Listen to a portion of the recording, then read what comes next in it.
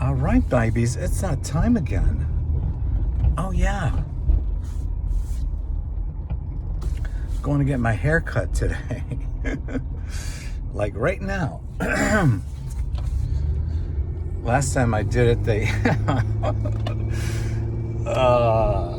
they messed up the time, and I was not a happy person. Oh my goodness.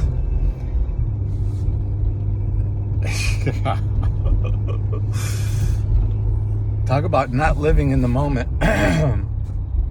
Wow. That was quite an event. If that happens again today, I think I'll be ready for it. Last time I wasn't ready for it. This part just needs to come down a notch. All right. So we're in Isaiah 19, and supposedly it's God promising to destroy Egypt and completely devastate it. Only in the end for Egypt to join with Assyria and Israel and be beloved of God. Okay. Alrighty then. Sounds good. Sounds like a plan.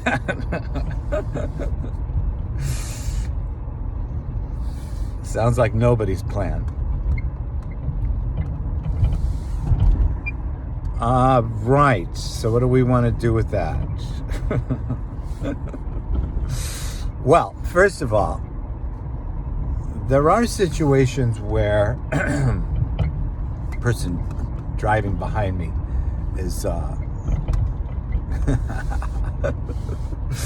going so fast, they're riding me, and I'm going 5 miles over the speed limit. Hilarious. Yeah, so there are situations where God will allow, I believe,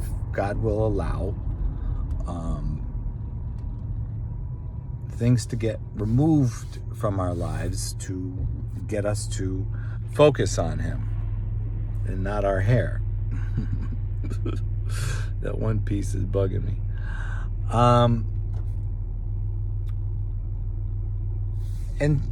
But it's not devastation to the point of, like, you read this passage in Isaiah and it's just like,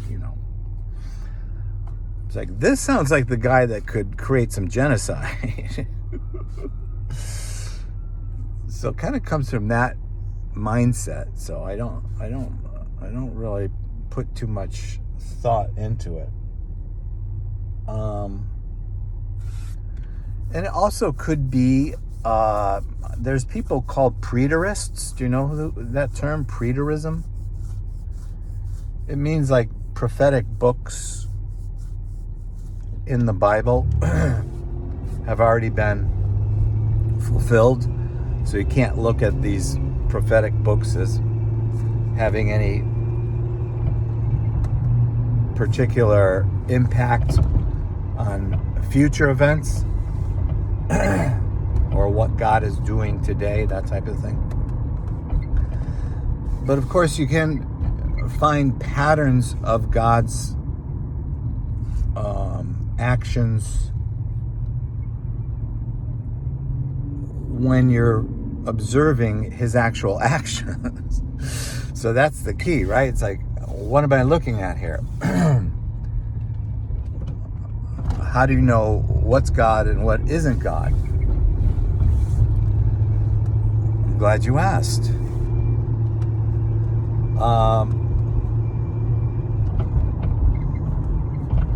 So this is how I answer that.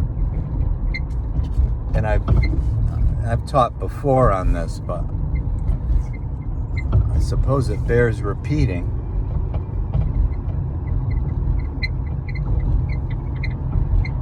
You like that squeaking in my car? It's my favorite.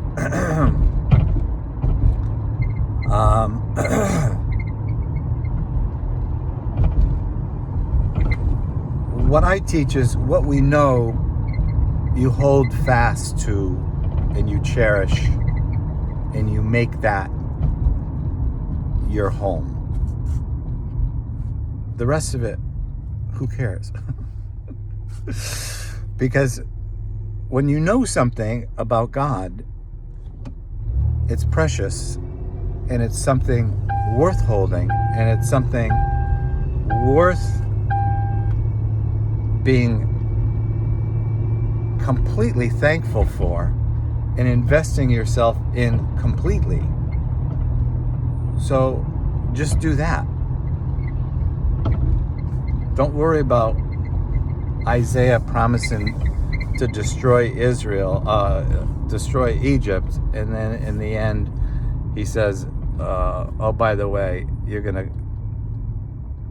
come to me anyway in the end.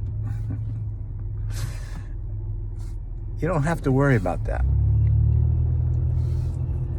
If you do want to be concerned about something, be concerned that God has demonstrated to us his overwhelming love and commitment to us in the life and death and resurrection of Jesus.